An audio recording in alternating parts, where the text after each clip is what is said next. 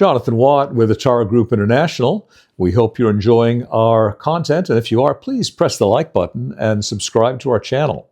We've been doing a series on church history, and recently we're talking about the so-called Desert Fathers, or Ammas, of early Christianity. What we're going to look at now is a counterpart group, the Desert Mothers, or Ammas, of early Christianity, who are forgotten architects of a spiritual depth we'd like to put at the foreground today. When the phrase Desert Fathers is mentioned, the imagination often fills with images of austere, bearded men wandering the sands of Egypt, Palestine, or Syria in radical pursuit of God, and figures such as Antony and Macarius and Poemen dominate the popular memory of early Christian monasticism. Yet, these men did not inhabit the desert alone, and living alongside them, sometimes in nearby cells, sometimes in even harsher isolation, were women known as the Desert Mothers, or Ammas, whose spiritual authority contributed to and shaped the foundations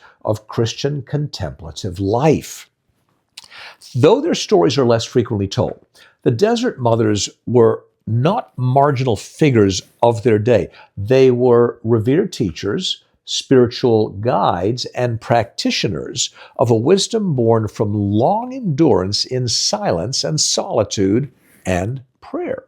So who exactly were these Desert Mothers? Well, they lived primarily in the 4th and the 5th centuries, withdrawing to arid regions of the Eastern Mediterranean at a time when Christianity had become legally protected and as a result was becoming increasingly institutionalized. So, like their male counterparts, they sought the desert as a place of, if you will, stripping away, a landscape where distractions fell silent and the soul was exposed before God. Some lived in loose monastic communities. Others inhabited abandoned tombs, caves, or simple mud brick cells. Their days were shaped by prayer, fasting, manual labor, of course, and long periods of silence. When water was scarce and food minimal, illness was often common. The desert was not a romantic place to be. It was a place of bodily weakness and spiritual testing. So though they were called Ammas, meaning mothers, a title that conveyed both intimacy and authority, this was not sentimental language. To be an Amma was to be recognized as someone whose life had been tested and whose counsel could be trusted.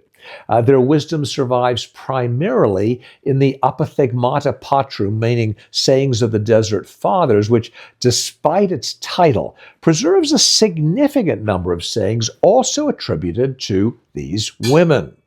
So let's take Amma Sinclitica of Alexandria and how she represented a wisdom that was forged in perseverance. Among the Desert Mothers, Amma Sinclitica of Alexandria stands as one of the most influential and actually best documented of these women. She was born into a wealthy and educated Christian family in the late 3rd century. Sinclitica had access to comfort, security, and social status, and yet she deliberately relinquished all of these, and after the death of her parents, she distributed her inheritance to the poor and withdrew from the city with her blind sister, choosing to live among the tombs outside Alexandria.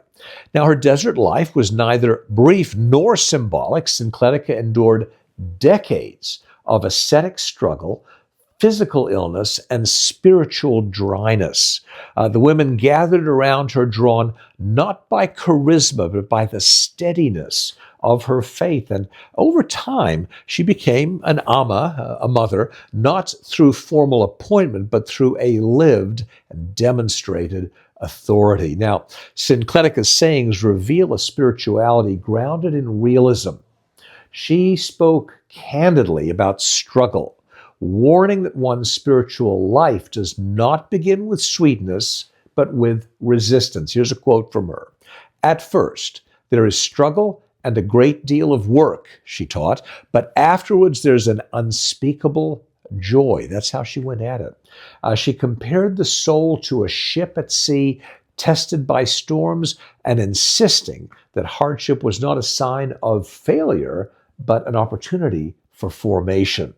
Now, later in life, Sinclitica suffered prolonged illness, including severe pain and physical weakness. Even then, she refused to romanticize suffering and instead urged that discernment and patience were essential, and reminding her disciples that endurance itself could become prayer. Her authority flowed from having remained faithful when nothing was easy, a lesson forged in the harsh clarity of the desert.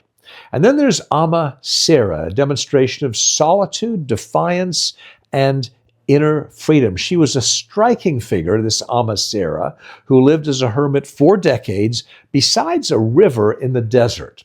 And unlike many ascetics who withdrew completely from others, Sarah became known for her sharp exchanges with visiting monks who were often unsettled by her independence and her clarity. Sarah's sayings reveal a woman uninterested in approval or comparison. When criticized for being arrogant, she replied simply, "I'm a woman in sex, but not in spirit." Her words were not a rejection of her womanhood, but a refusal to accept the limitations others were imposing upon it. She lived alone for nearly 60 years, battling what she described as relentless temptations and interior struggles. "For 13 years," she once said, "I waged war against the demon of lust without ever praying that the struggle should leave me, but only that I might endure." The desert for Sarah was not an escape from conflict, but the place where conflict was faced honestly, without distraction or disguise. Her wisdom reflects a fierce interior freedom, one that emerged not from isolation alone, but from a sustained attention to the movements of the heart. So, why do the desert mothers matter today? It's because they challenge inherited assumptions we have about authority or about gender. It's not about spiritual power. And in a world that's dominated very often by male voices, these women were sought out as teachers whose counsel shaped monastic tradition. And their inclusion in early Christian texts confirms that spiritual authority was recognized wherever there was depth, humility, and endurance, regardless of gender. Their teachings emphasize an interior transformation over outward performance.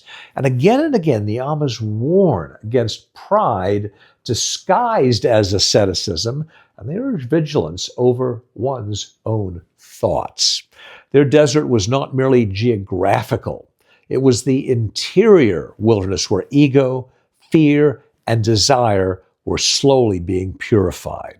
Perhaps most compellingly, the Desert Mothers offer a model of leadership rooted in presence rather than in control. They led not by command, but by example, by staying and by enduring and by listening, by loving in places where comfort and recognition were typically absent. If you're interested in resources for some further reflection, I want to explore these women more deeply, you can go to the Forgotten Desert Mothers. It's an excellent resource. The book gathers sayings, stories, and historical context that allows the voices of the Ammas to emerge with clarity and power. It offers a rare window into how early Christian women helped shape the contemplative tradition through lived wisdom rather than through institutional authority. Now, another deeply enriching resource is The Way of the Heart, The Spirituality of the Desert Fathers and Mothers by Henri Nouwen. And in this brief and yet profound work, Nouwen draws on the wisdom of the desert tradition to explore silence and solitude and prayer as pathways to inner transformation.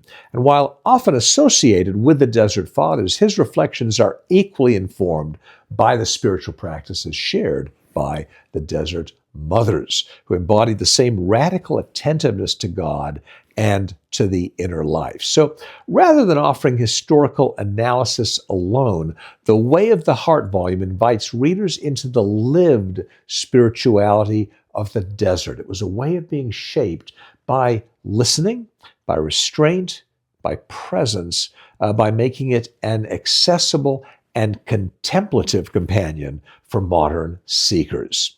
Final thoughts for you. The Desert Mothers remind us that spiritual depth is rarely loud or visible. It grows in silence, in perseverance, and in the courage to remain present in one's inner life.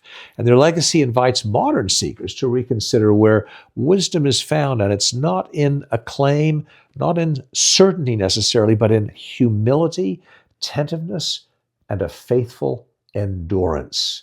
A note from Atara Group International for you: if this exploration of early Christian women's spirituality resonates with you, consider connecting with us through thoughtful resources and community engagement. Atara Group supports the deepening of spiritual awareness and meaningful exploration of faith traditions. So whether you're on a personal journey or seeking a wider community, we offer a grounded and compassionate support for seekers of all backgrounds and situations.